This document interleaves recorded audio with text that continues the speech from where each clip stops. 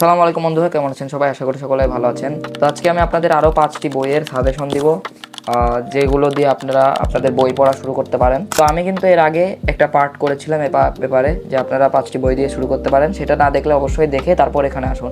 তো প্রথমেই রয়েছে হেমেন্দ্র কুমার রায়ের জকের ধন। তো এই বইটি অনেক ছোট একটি বই, আপনাদের প্রথম বই পড়া শুরু করতে পারেন এটা দিয়ে। আপনারা এক বসাতে পড়ে শেষ করতে পারেন এবং এটা অনেক অ্যাডভেঞ্চারাস একটি বই। মানে যারা গুপ্তধনের ব্যাপারে আগ্রহী তারা কিন্তু এই বইটা পড়তে পারেন এবং দারুণ থ্রিল পাবেন বইটি পড়ে। এরপরে যে বইটা রয়েছে সেটা হচ্ছে রকিব হাসানের তিন গোয়েন্দা। তো এটা কিন্তু একটা কিশোর গোয়েন্দা উপন্যাস, কিন্তু আপনারা সবাই চাইলে পড়তে পারবেন। তিন গোয়েন্দা শুধুমাত্র একটা বই না, তিন গোয়েন্দার অনেকগুলো ভলিউম আছে। আপনারা তিন গোয়েন্দার সব বইগুলোই আপনারা চাইলে পড়তে পারেন। আমি খুব বেশি তিন গোয়েন্দা আমার পড়া হয়নি, কিন্তু আমি তাও আপনাদের একটা গ্যারান্টি দিতে পারছি যে আপনারা যদি তিন গোয়েন্দা পড়া শুরু করেন আপনারা কিন্তু অন্য একটা জগতে চলে যাবেন পড়তে পড়তে। এরপরে যে বইটি সেটা হচ্ছে জানালার ধারে তোতো চান। তো এই বইটাও কিন্তু একটা ছোট মানুষের বই, তো সবাই পড়তে পারবেন আশা করি। তো এটা তেতসুকো কুরোয়ানাগির বই। আমি এই বইটা নিয়ে রিভিউ করেছিলাম এবং বাংলায় অনুবাদ করেছে নিশুতি দীপ্তি।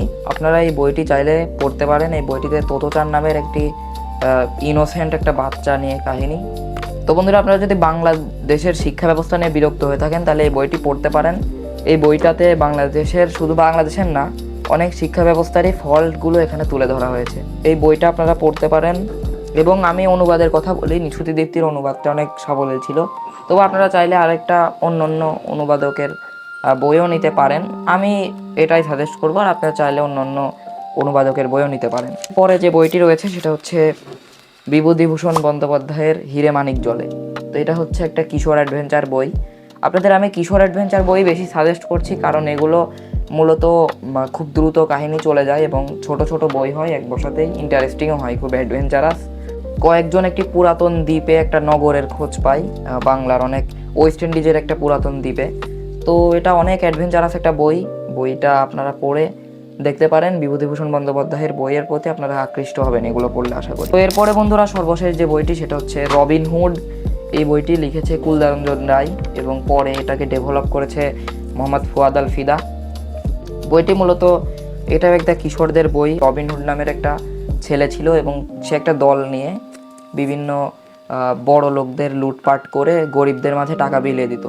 এছাড়াও বইয়ের ভিতরে নানান ইন্টারেস্টিং কাহিনী রয়েছে। আপনারা চাইলে বইটি পড়তে পারবেন এবং বইটি অনেক ইন্টারেস্টিং। আমি আশা করি এই বইগুলো পড়ার মাধ্যমে আপনারা একটি পাঠক হতে পারবেন, আমার মনে হয়।